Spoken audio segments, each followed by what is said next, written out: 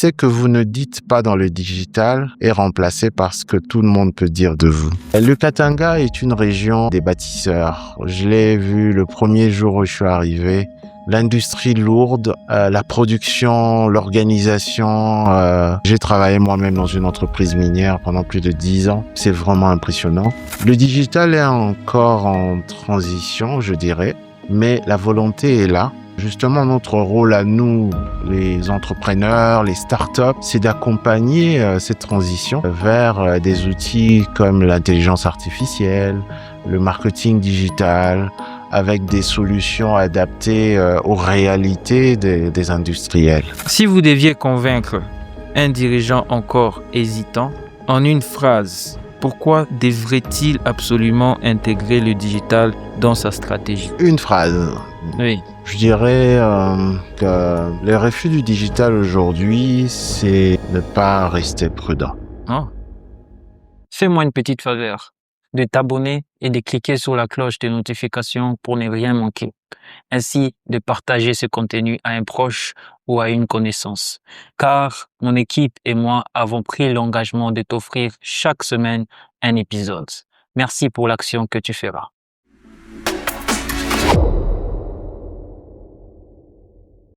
Bonjour à tous, j'espère que vous allez bien et bienvenue sur cet épisode de Successgrowth Podcast. Et aujourd'hui, nous recevons un expert en marketing et stratégique avec plus de 10 ans d'expérience.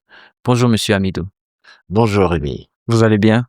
Ça va, je vais bien, et vous? Oui, ça va très bien. Alors, avant que je ne puisse commencer par des questions, j'aimerais un peu savoir, et mes auditeurs qui vous suivent aimeraient savoir qui est Monsieur Amidou. Monsieur Amidou, c'est, je dirais, un passionné de la com, passionné aussi de l'excellence, de ce qu'on dit en anglais du job done. Yes. C'est un achiever, c'est une personne qui est passionnée par ce qu'il fait, et qui le fait profondément. Je travaille principalement dans le secteur de la communication et du marketing depuis plus de 14 ans ici à Lubumbashi comme à Kinshasa. Ok. 14 ans, c'est beaucoup, hein? Ouais. Ok. Alors, pour la première question, vous êtes aujourd'hui à la croisade de plusieurs rôles entrepreneurs, acteur institutionnel, stratège digital. Quel est le fil rouge de votre parcours? Très bonne question. En fait, ce que je peux dire, c'est mon parcours, c'est avant tout une espèce de quête de sens, de manière assez permanente. Derrière chaque projet, il y a une vraie conviction profonde qui n'est rien d'autre que de constater que notre pays a un potentiel énorme, mais que ce potentiel a besoin d'être amplifié, d'être structuré et éventuellement d'être relevé. Parce que je crois fermement que le développement du Congo partira des micro-entreprises dynamiques. Vous avez créé Creobox Communication. Pourquoi Creabox? Creabox, c'est avant tout une agence conseil en communication. En fait, j'ai un background en communication visuelle. Je fais mes études en communication visuelle à l'Académie des Beaux-Arts de Kinshasa. Et puis, au-delà de la communication visuelle, j'ai compris que s'il était important, pas seulement de créer l'image, mais d'accompagner les entreprises aussi dans ce qu'on appelle le branding. Tôt dans le métier, j'ai compris que on peut faire des centaines de campagnes publicitaires, mais sans avoir défini l'identité d'une marque, sans avoir construit l'histoire autour du produit, autour d'une marque, toutes ces campagnes ne valaient rien. Donc, et j'ai très vu ce vide dans le paysage de l'offre. Il était important pour moi de développer en interne des collaborations et des compétences pour pouvoir non seulement offrir aux entreprises de la visibilité, mais aussi de construire ce qu'on appelle le branding, qui n'est autre que ce que la marque fait ressentir aux personnes, à ses clients. Wow, très bonne initiative. Voilà. Creabox Communication gère aujourd'hui des comptes majeurs en RDC. À quel moment avez-vous compris que vous pouviez jouer dans cette cour-là? Honnêtement, ça m'est tombé comme ça. Voilà, je peux dire que ça m'a été un peu imposé, comme une ambition personnelle, mais aussi comme une responsabilité. Vous savez, quand vous êtes passionné par ce que vous faites et quand vous êtes en quête de réponses par rapport à vos clients, comment vous pouvez améliorer leurs entreprises, leur croissance. Les nombres de collaborations que nous avons eu à faire, plus de 500 collaborations réalisées aujourd'hui, je dirais, avec plusieurs marques qu'on voit grandir, qu'on voit se lancer dans le pays, dans la province ici. Vous comprenez très vite que vous devez aller plus loin. Aller plus loin que votre propre vision. Vous devez, comme on dit, act local, think Global. global. Et ça vous permet finalement de réaliser que vous devez grandir avec les ambitions aussi de vos clients et que vous devez aller beaucoup plus loin, non pas pour vous-même, mais pour que vous puissiez apporter quelque chose. Et je peux dire que dans cette démarche, chaque jour nous apprenons. Chaque jour, nous restons des éternels étudiants sur le terrain. Le marketing est un travail très dynamique. Oui. C'est justement grâce à cette humilité face à la connaissance, face à l'inconnu, qui nous permet d'innover. OK. Wow. Wow. Plus de 500 entreprises, 500 collaborations. 500 collaborations. Ouais. C'est énorme. Et je comprends, c'est pratiquement 14 ans que vous êtes dans le métier. Ouais, tout à fait. OK. Le marché de la communication en RDC est encore en structuration. Quelles sont selon vous ses forces et ses angles morts? C'est une très bonne question. Déjà, il faut reconnaître les forces. C'est que je dirais que c'est nous-mêmes les Congolais je dirais que c'est ça notre plus grande force. C'est notre capacité d'adaptation qui est vraiment exceptionnelle et aussi notre ouverture rapide par rapport aux nouvelles technologies, l'IA et consorts. Dans mon métier, moi, j'ai observé toutefois qu'il existe quelques manques qui sont pour moi des fondamentaux. L'un des points le plus critiques pour moi, c'est l'absence d'adressage structuré, parce qu'on peut investir dans les meilleures stratégies marketing, surtout dans le domaine du digital et même dans le domaine du physique. Mais si une personne ne peut pas retrouver l'entreprise, ne peut pas retrouver le business, tout devient fragile pour moi. On ne peut pas bénéficier de vraiment toute la puissance que les technologies nous offrent de nos jours. Et donc, c'est là que, pour moi, je pense que la technologie doit servir, les initiatives, pour résoudre justement problèmes aussi simples comme celui-là, qui sont vraiment essentiels à la vie quotidienne. OK. En tant que vice-président en charge du digital au sein de la Fédération des entreprises du Congo, quel combat menez-vous concrètement pour moderniser les pratiques? Ouais, effectivement, je ne l'ai pas dit à l'introduction, je suis membre de la FEC et vice-président de la commission digitale. Notre commission est composée d'un président et de 3 vice-présidents. Un président en charge de communication et événementiel, un président en charge de l'affichage extérieur et éventuellement moi qui m'occupe du digital. Dans le cadre de mon mandat et dans le cadre justement de mon travail, mon combat est simple. C'est rendre le digital concret, le rendre utile et le rendre accessible. Aussi simple que ça. Je veux que chaque entrepreneur congolais comprenne que la technologie n'est pas un luxe, ni une tendance, mais un levier direct d'amélioration de son activité. Ce n'est pas une question de modernité, c'est une question de survie économique et d'opportunité que de voir les choses de cette manière-là. OK. OK, merci pour cette réponse. Ecomap RDC. Mais avant que je vais poser, j'aimerais aussi savoir pourquoi Ecomap? Bon, déjà, pourquoi une application? Pourquoi une solution?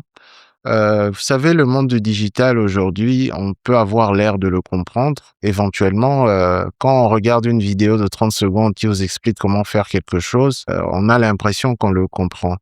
Mais la démarche, je pense la meilleure et la plus saine pour moi, c'est de voir comment vraiment se poser des vraies questions, comment cette technologie, comment cette connaissance-là peut être utilisée dans notre quotidien. Exact. Et donc, Ecomap est parti un peu de ce constat-là, observer l'environnement, observer les challenges et voir comment, avec la technologie, on peut le relever. Donc, je les dirais de manière assez simple. Ecomap est né d'une frustration très simple, presque banale. Dans mon quotidien, en tant que communicateur, j'aide les entreprises à être visibles, à se développer. Oui. Mais parfois, personne ne sait simplement où les trouver. J'ai compris très vite que avant de parler de croissance, il fallait d'abord permettre aux entreprises d'exister dans un espace. Donc, Ecomap, c'est justement cette réponse. C'est la réponse à un besoin fondamental. C'est rendre visible ce qui existait déjà. Mhm. Vous avez trouvé les problèmes et puis vous apportez une solution. Effectivement, Ok. effectivement. Ok. Concrètement, qu'est-ce que les entrepreneurs congolais vont trouver sur Ecomap RDC qu'ils ne trouveront pas ailleurs aujourd'hui? Très bonne question. Oui. Je dirais que Ecomap n'est pas seulement une plateforme, c'est un outil pensé pour notre réalité. C'est un espace où chaque Congolais peut contribuer, partager et documenter. Documenter les adresses et les lieux qui existent. Aujourd'hui, je dirais qu'on a plus de 2000 lieux recensés sur Ecomap dans plus de 31 villes. Mais au-delà des chiffres, ce qui compte, c'est l'esprit de ce projet. En fait, à travers Ecomap, on veut construire une carte par les Congolais, pour les Congolais, une forme d'intelligence collective vivante et utile à tous. Ok. C'est une plateforme. Oui, c'est une plateforme web. En fait, quand je concevais ce projet avec mon équipe, on s'était dit qu'est-ce qui faciliterait la maman qui a sa petite boutique de pouvoir enregistrer une adresse sur Ecomap. Et nous avons creusé, nous avons dit on doit simplifier cette étape ce process en 3 étapes. Sur Ecomap aujourd'hui, la première étape, c'est de déterminer votre localisation. Vous appuyez sur un bouton, automatiquement, en fonction de là où vous êtes, vous enregistrez vos coordonnées GPRS. La deuxième étape, c'est il faut décrire votre business. Et là, au lieu de demander aux gens d'écrire, on a utilisé l'enregistrement audio. Ok. Donc, vous pouvez appuyer sur un bouton, vous enregistrez, vous dites, voilà, mon point de vente se trouve à tel endroit, voici mes horaires d'ouverture, voici mon domaine d'activité, voici ma spécialité, voici ce qui me rend particulier. Vous déterminez les moyens de paiement, mobile, banque ou espèce, et puis vous envoyez tout ça. Ce que l'IA fait, c'est il prend votre voix, il le transforme en texte, il le corrige et votre soumission est publiée après un monitoring. Donc, c'est comme je disais, c'est un outil qui a été pensé pour faciliter tout le monde de différents backgrounds, je dirais, de pouvoir contribuer. Et puis, tout le monde peut aussi demander une modification. Vous arrivez à un lieu, vous voyez que les horaires ne correspondent pas. Ok. Tout le monde peut contribuer en signalant qu'une adresse n'existe plus, une adresse n'est pas correcte, et surtout, pour des adresses où nous n'avons pas de descriptions, tout le monde peut raconter l'histoire qui rend un lieu spécial. Oh, wow. Wow. Et donc, comme c'est comme ça, c'est pourquoi je parle d'intelligence collective. Finalement, c'est un appel à tous de pouvoir contribuer, de pouvoir participer, de sorte à ce qu'on construise une cartographie la plus précise de notre propre ville, de notre propre pays, je dirais. Wow. En tout cas, vous entendre parler, c'est très encourageant. Merci beaucoup. Oui. Oui. Est-ce que vous avez déjà envisagé d'avoir une application mobile? Nous sommes en voie de le faire. OK. Mais Ecomap fonctionne comme une application mobile. C'est ce qu'on appelle un PWA, c'est Oui. Progressive Web Application. Ça veut dire vous pouvez le télécharger et vous pouvez avoir une icône sur votre Ah oui, oui, écran, je vois. mais il est basé sur le web. OK. Merci pour ces détails. Merci beaucoup. Monter une plateforme digitale en RDC, c'est aussi faire face à des réalités techniques et structurelles. Quelles ont été les plus grandes difficultés? Effectivement, il faut dire que c'est assez culotté, hein, se dire que je vais cartographier toute la RDC. Ouais. Comment? Heureusement, la technologie le permet. Parce que je dirais que nous avons dû accepter que le modèle existant, d'abord, ne fonctionne pas, parce que dans d'autres pays, tout est cartographié. Vous pouvez vous reposer sur des archives, vous pouvez puiser dans ce qui a été déjà fait avant. Donc, je dirais que nous, on a accepté que, voilà, on peut pas se reposer sur des modèles existants. Et alors là, nous avons choisi une approche complètement différente. C'est de partir à la base, je dirais bottom to up, Yes. impliquer les citoyens, écouter le terrain. Et donc, ce projet n'est pas uniquement technologique, il est avant tout humain. Et donc, il repose sur une idée simple, vraiment très simple, c'est chaque lieu a une histoire et que chaque Congolais peut la raconter. Wow. Vous avez parlé aussi que vous avez instauré l'IA dans votre plateforme, ce qui a encore plus d'impact, surtout avec la technologie de maintenant. Ouais, il y a plusieurs modèles qui vous permettent de faire ce qu'on appelle le speech to text. Donc, notre technologie se repose sur cette capacité-là de transformer un enregistrement audio à une description textuelle. Et c'est comme ça que nous avons trouvé que nos compatriotes pourront beaucoup plus facilement et de manière assez exhaustive, sans exclure qui que ce soit. Pour nous, c'est le meilleur modèle pour que tout le monde participe à ce projet. Un grand projet qui est sûrement qui a de l'ampleur dans l'avenir. Effectivement. Oui. Faut rêver grand. Oui, toujours.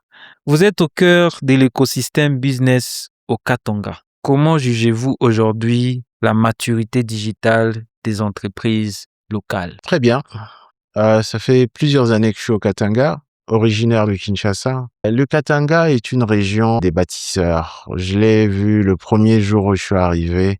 La maîtrise du physique est vraiment impressionnante. L'industrie lourde, la production, l'organisation. J'ai travaillé moi-même dans une entreprise minière pendant plus de 10 ans. C'est vraiment impressionnant. Le digital est encore en transition, je dirais, mais la volonté est là. Justement, notre rôle à nous, les entrepreneurs, les startups, c'est d'accompagner cette transition vers des outils comme l'intelligence artificielle, le marketing digital, avec des solutions adaptées aux réalités des industriels. C'est à nous de le faire.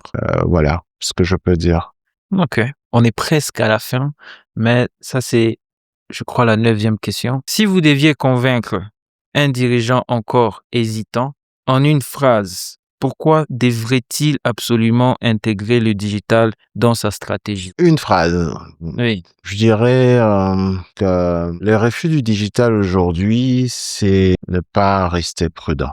Oh, développer. C'est accepter de devenir invisible. Et dans un monde où tout se découvre en ligne, l'invisibilité est un risque que nos entreprises ne peuvent plus se permettre. Je sais pas, je crois que je suis au-delà d'une phrase, peut-être. Oui, vous avez quand même développé, mais je suis Ouais. tout à fait d'accord avec ce que vous avez dit.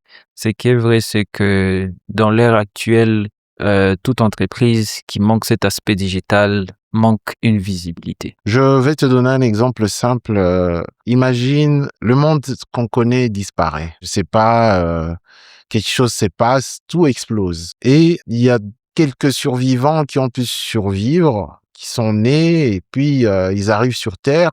Je sais pas par quel mécanisme. Ils voient le chaos, hein, comme les dinosaures qui ont disparu. On Oui. commence à faire des fouilles archéologiques, on essaie de reconstituer. Et justement, dans cette quête du passé, ils tombent sur les serveurs de l'Internet et ils le rebranchent. Qu'est-ce qu'ils vont trouver sur toi? Tout, éventuellement, parce que si j'étais quand même connecté, ils vont trouver des informations sur moi. Ils vont trouver tes vidéos, Oui. tes podcasts. Voilà. C'est aussi simple que ça. il faut créer du contenu, il faut exister dans l'espace digital. Parce que ce que vous ne dites pas dans le digital est remplacé par ce que tout le monde peut dire de vous. Ah, Vous devez contrôler votre narration. elle est forte cette phrase. Hein. Ouais. C'est aussi important que le digital. Ouais. Aussi important que ça. Très important. Alors, pour clôturer avec cette question, dites-nous, dans 5 ans, voulez-vous que l'on dise quoi de Hamidou Elébé? Un communicant, un bâtisseur d'écosystèmes ou autre chose? C'est une très bonne question. Surtout pas un expert, je dirais. Pas comme un communicant.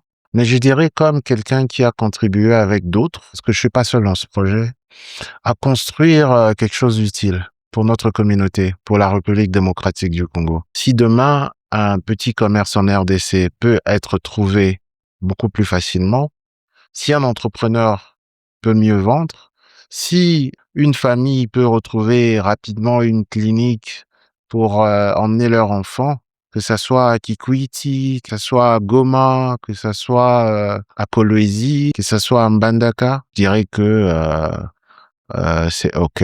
Je dirais que si la technologie peut rapprocher les gens au lieu de les exclure, pour moi, je dirais que nous avons fait notre part. En tout cas, le projet, il est très, très, très, très colossal et je crois que ça va vraiment ouvrir beaucoup de portes pour les entrepreneurs, les gens qui ont des espaces, des shops, parce que les connecter tous ensemble ici au Congo, c'est pas une tâche facile, mais c'est un projet vraiment à encourager. Je pense que faut toujours voir grand, comme vous avez dit. Ouais, il faut Ouais. toujours voir grand. C'est important. Et il faut aimer son pays. Oui, aimer le pays, ne pas trahir le Congo. Merci beaucoup, Ouais. monsieur Hamidou. Merci à vous aussi. Merci. Merci, monsieur Rémy.